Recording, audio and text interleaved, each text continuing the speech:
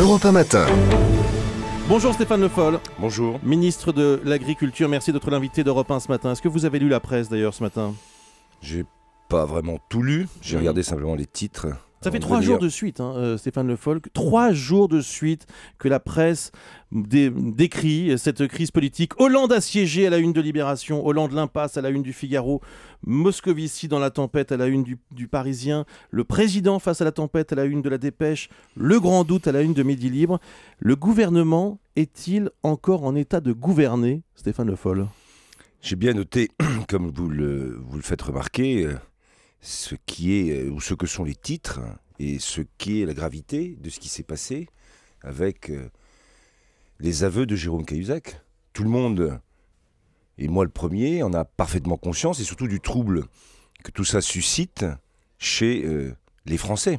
Donc la presse est un relais et elle fait les commentaires qui lui semblent nécessaires de faire. À partir de là, il y a 2 choses à faire, me semble-t-il.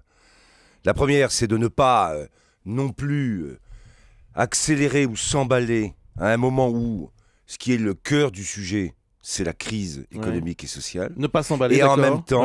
en même temps, prendre, c'est ce qui a été fait par le président de la République hier, mais qui va être mis en œuvre, un certain nombre de mesures pour tirer le maximum de solutions pour que ce genre de problème soit...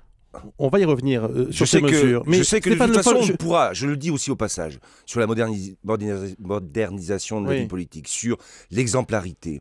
Il y avait des choses qui ont été faites. Quand on a signé, je l'ai dit, cette charte de déontologie, alors qu'on arrivait au gouvernement, je m'en rappelle, pour moi, qui n'avais jamais été dans un gouvernement. Pourriez-vous répondre à ma question, s'il vous plaît, Stéphane Le Foll? Le gouvernement est-il encore en état de gouverner ce matin?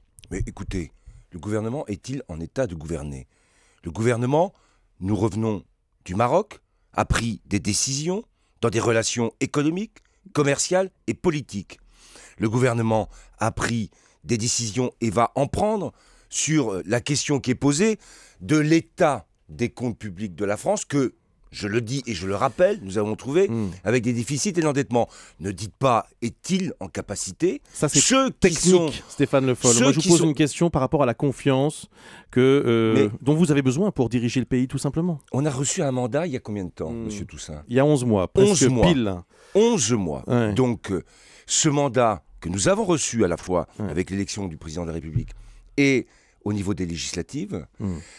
Est-ce que vous avez entendu la colère des Français depuis 2 jours? Une responsabilité. Est-ce que vous l'avez entendu? Est-ce qu'elle est venue directement jusqu'à vous? Monsieur Toussaint, qu'est-ce que vous croyez? Je viens, moi, d'un territoire. Oui, vous venez de la Sarthe. Oui, vous allez y retourner ce week-end. J'ai été élu à 23 ans. Qu'est-ce qu'on va vous dire quand vous allez retourner? 256 habitants. Qu'est-ce qu'on va vous dire ce week-end? Ceux qui viennent me dire, est-ce que vous entendez les Français? Je leur réponds, il n'y a pas aujourd'hui que j'ai entendu les Français. Moi, je ne suis pas issu d'aucun lieu qui est coupé de la réalité des Français. Donc je les entends. Et dès samedi dernier, et encore ce week-end, et à chaque fois que j'y retourne, j'habite dans un quartier qui s'appelle les Rifaudières au Mans, populaire. Voilà, si vous voulez savoir. Moi, je suis pas Jérôme Cahuzac, c'est ce que vous nous dites ce matin. J'ai pas de compte en Suisse. Et surtout, non, c'est au niveau du Mans, dans une banque du Mans. Mais surtout, l'idée qu'on serait coupé et qu'il y aurait des gens qui seraient... parce que l'un d'entre nous a fauté, seraient tous pourris, n'écouteraient rien, ne seraient pas issus de la vie des Français comme les autres. Ça, le matin comme ça, pour Stéphane Le Foll, ministre de l'Agriculture, peut-être ministre de l'Agriculture, mais quand même, citoyen aussi, des fois, ça me met un peu en situation de réagir un peu mais je vous pose la question, Stéphane colère. Le Foll, parce qu'on entend depuis 2 jours les réactions des Français. Alors c'est vrai que nous, les médias, nous relayons cette colère. On l'a entendu tout à l'heure dans le journal de 7 heures, une femme à Pôle emploi qui disait « ce n'est pas possible ». On entend aussi des gens dans les centres des impôts dire « comment est-ce possible ?»